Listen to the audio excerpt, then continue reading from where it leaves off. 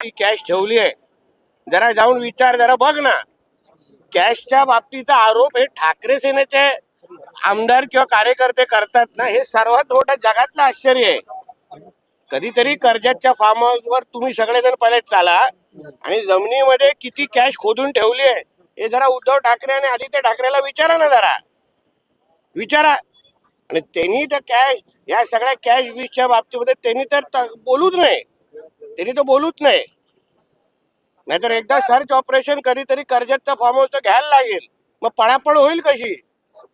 आणि व्हिडिओ आलेला आहे, आता सत्यता तपासतील ना. सत्यता तपासल्यानंतर बोला. एकदा कुणीतरी आरोप केला म्हणजे त्यांनीच कॅश घेतलेली आहे, असे किती आरोप झाले.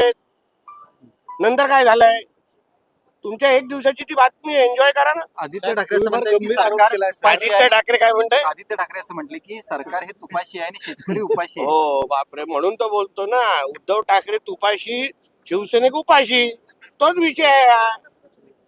म्हणून बोलतो, आदित्य ठाकरेला विचारा कधीतरी, चल तुझ्या कर्जतच्या तुझ्या फार्म हाऊस वर जमीन थोडी खोदून दाखव आणि किती काय काय ठेवलंय आतमध्ये हे कधीतरी बाहेर येऊन दे ना. मग कॅशचा आरोप कोणी करावा याच्यावर कळेल. युतीवाल्यांचे व्हिडिओ बाहेर येत आहेत, महाविकास आघाडीवाल्यांचे व्हिडिओ पेन ड्राईव्ह बाहेर येतात, सगळे तपास कधी बाहेर पडतात. तुला कशाला सांगू. काल चंद्रशेखर बावनकुळेंनी एक विधान केलं की वेगळ्या विदर्भाच्या बाबतीत आमचं काम चालू आहे आणि आमची भूमिका तीच आहे असं त्यांनी स्पष्ट केलेलं आहे. आता तुम्ही ते प्रश्न त्यांना विचारा ना.